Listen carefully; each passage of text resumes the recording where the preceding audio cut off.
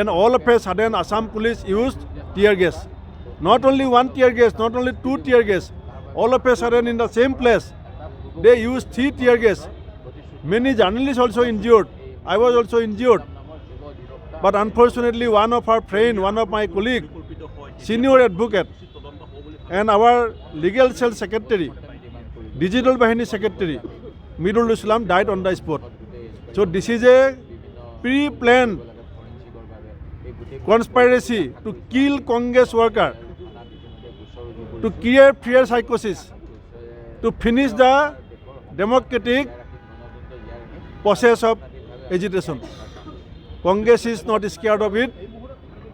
This agitation will be more stronger in coming days, and we have already declared Mirul Islam as the martyr in the agitation against Modi Adani nexus.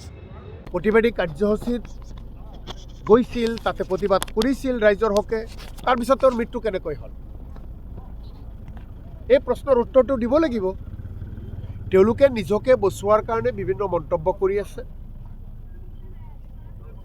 হাজাৰ হাজাৰ মানুহৰ আগত মৃদুলক কেনেকৈ কন্দুৱা gas দি হত্যা কৰিলে এই কথাটো সকলোৱে দেখিছে।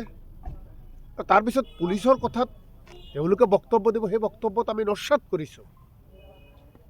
ইয়াৰ বিচাৰ লাগিব, ইয়াৰ তদন্ত হ'ব লাগিব, আৰু তদন্ত নিশ্চিতভাৱে সকলোৰ চকুৰ সন্মুখত তদন্ত কি ৰিজাল্ট সকলো ৰাইজে দেখিছেই।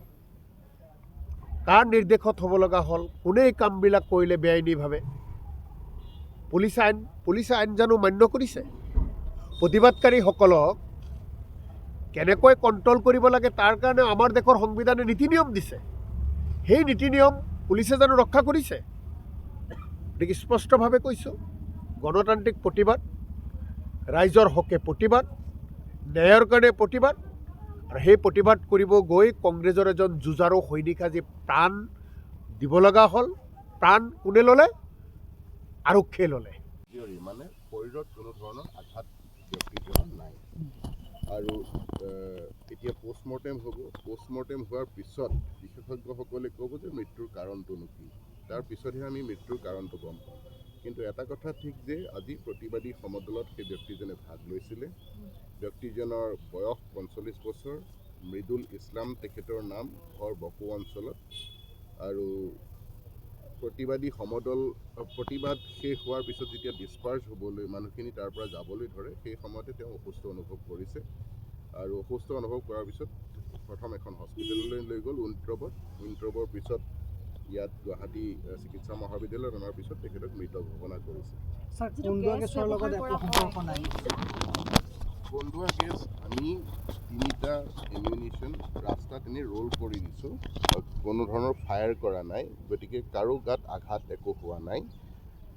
ওলোটাকে সেই কন্দুৱা গেছটো উঠাই পেলাই পুলিচৰ ফালেহে দলিয়াই দিছে প্ৰতিবাদকাৰীয়ে। তাৰ পৰা অলপ ধোঁৱা ওলাইছে, গতিকে ধোঁৱাৰ কাৰণে তেনেকুৱা আগতে মৃত্যু হোৱাৰ আমি কোনো ধৰণৰ খবৰ শুনা নাই। মৃত্যুৰ আচল কাৰণটোনো কি সেইটো পোষ্টমৰ্টেম হোৱাৰ পিছত ডক্টৰেহে ক'ব পাৰিব। এতিয়া এই মুহূৰ্তত মই ক'ব নোৱাৰিম। কিন্তু আমাৰ ফালৰ পৰা, প্ৰশাসনৰ ফালৰ পৰা বা আৰক্ষীৰ ফালৰ পৰা কোনো ধৰণৰ আমি ফ'ৰ্চ ইউজ কৰা নাই। প্ৰতিবাদকাৰীয়ে 2টা বেৰিকেড ভাঙি যেতিয়া ৰাজভৱনৰ ফালে আগুৱাইছে, 3rd বেৰিকেডত আমি ৰখাইছোঁ।